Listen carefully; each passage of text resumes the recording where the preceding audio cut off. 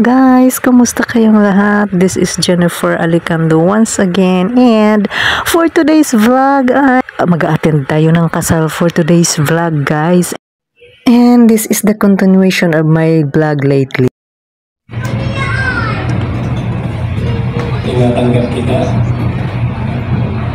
Kapitan kita pangalan sa Sana may nagtatawag ng mic. tinatanggap kita tutulong kayong pamalingan niya sa pumunta sa mamatan ka sa rin ka magpakita siya magkina sakit at kalis upang mahal yun at ingatan ka hanggang sa tayo pa rin malayin at pakitayan alinsunod sa banal na kapos sa Pilipinas ito ang pagspus ng pangapos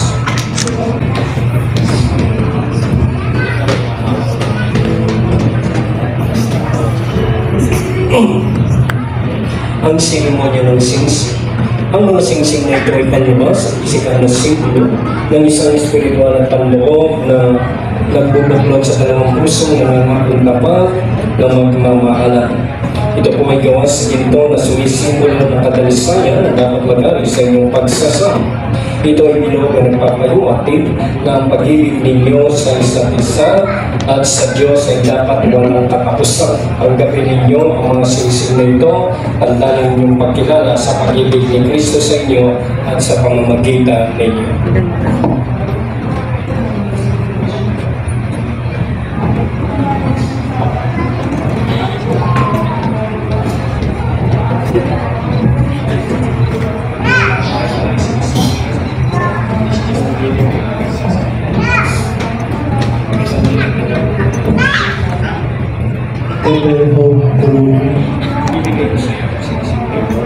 Binibigay ko sa iyo ang singsing na bilang tanda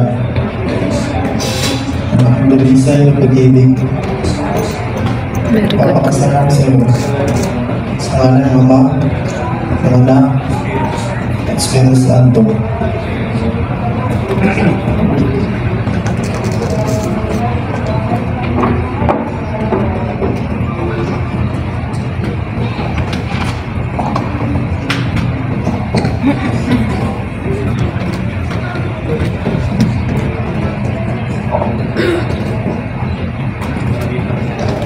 Christian rating ka, binibigay ko sa iyo ang singsing na ito bilang tanda ng aking dalisay na pag-ibig. Nagpapakasal ako sa iyo sa ngalan ng Ama, ng Anak, at Espiritu Santo.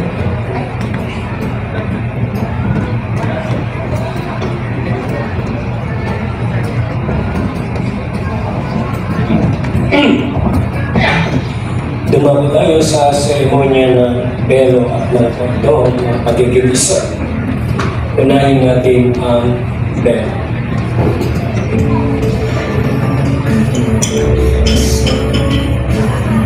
Ang belo ay sagisag ng pagiging isa ng dalawang pagbubuo ng isang pamilya.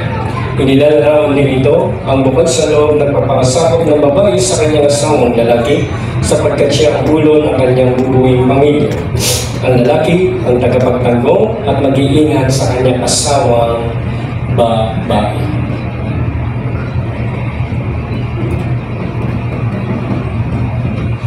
Isunod natin ang kordon. Isang relasyon, walang patid tulad ng isang matibay na kordon na hindi napapatid. Ito ang simbolo ng inyong pangako magmamahalan magpakailanpaman bilang mag-asawa.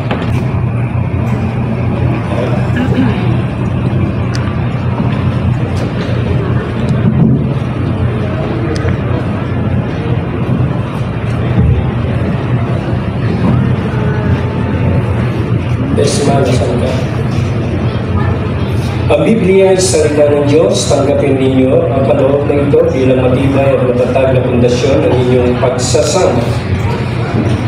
Naway ito'y maging ilaw ng inyong tahanan, bukal at kalakasan, pag-asa, gabay sa buhay, sandigan ng inyong pagmamahal. Sabay sila tayo. Tinatanggap ang salita ng Diyos. Upang ito ay sa aming pagsasama. Pagsisikapin ito mo, dagdag ang buhay, at itulong mo sa aming magpilihan. Ang aras. Ang aras ay simbolo ng pagpapalag mula sa ating Diyos. Ito ay binibigay ng lalaki sa babae bilang isang pangako mula sa araw na ito. Ang lalaki ng tatangkilik sa babae at buong pagsisikap na bubuhay niya ang babae. Tanggapin ninyo ang simbolo na ito bilang pagpapala ng Diyos. Bigay mo kay Christian. Christian, ikaw ang magbigay kay April.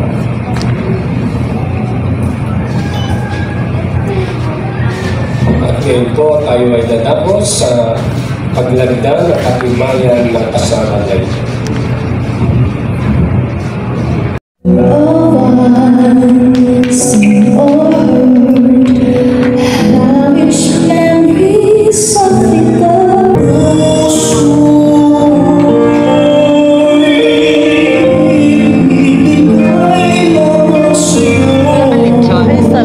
Diyos na nalitaan na lamig na yung April may asawa.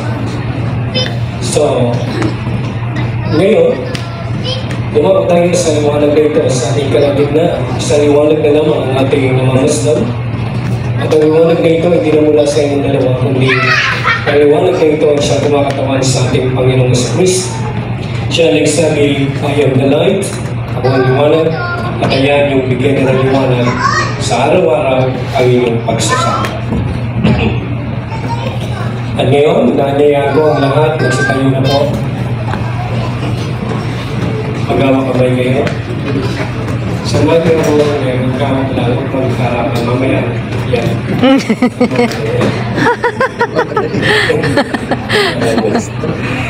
Samahan niyo akong manalangin, ipanalangin natin sila. Speak bless natin sila.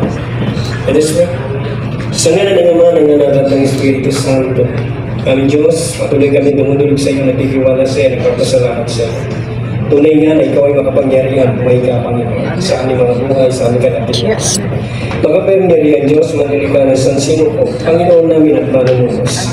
Mayagda ng pamilya at kapag-alaga ng pag-asawa, maraming salamat po sa inyo.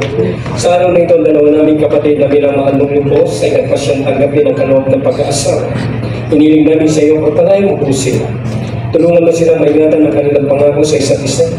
Gabayan mo sila sa kanilang araw-araw na pamumuhay upang di sila magkamali sa landas na kanilang tatahaki.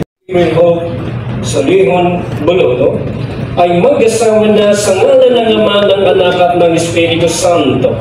Ang pinag-isa ng Diyos ay huwag paghiwalayin ni naman. Christian, April, naway pagpalain kayo ng Diyos at ingatan, naway kabagan niya kayo subaybayan, naway ingatan niya kayo, bigyan ng kapayapaan ngayon at magpakailanman. Amen. Buong karangalan kong pinakikilala sa inyong lahat, ang bagong kasal na sina Ginoo at Ginang Christian J. April of Tinkan!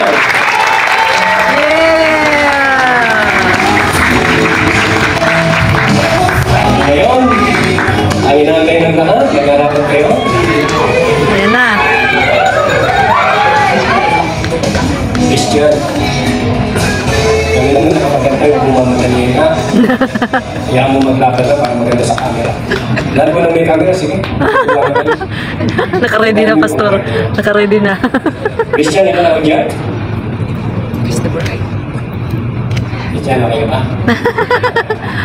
Christian, Suspense pa si sa Pastor eh. loob ng 30 segundo. Ay, grabe. Bahala ka na. Pwede mo nang halikan at agkan ang iyong asawa.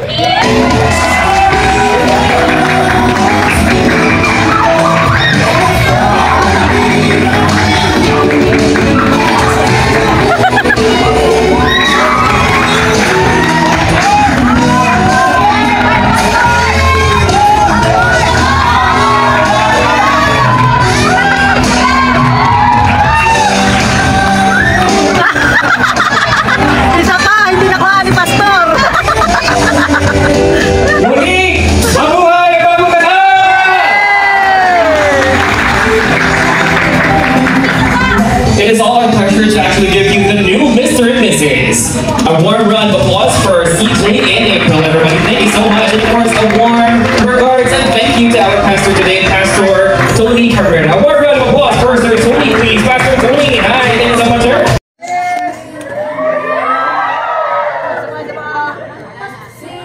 Bus na. One, two, three.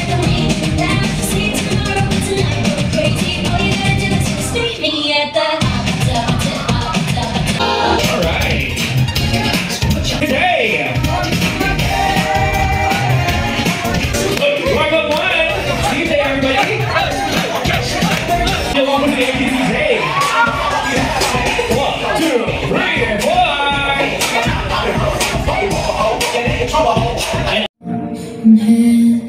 We go, together we stay.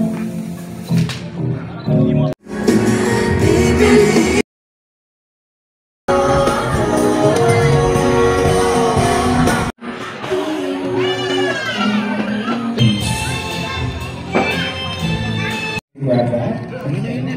Unless you still have something to say. Yes. So Okay. let's raise our glasses to love, laughter, and Raise your glasses. happiness. And to April and CJ, may your Raise your certificate be filled glasses. with endless joy and unforgettable moments. Congratulations and God bless you.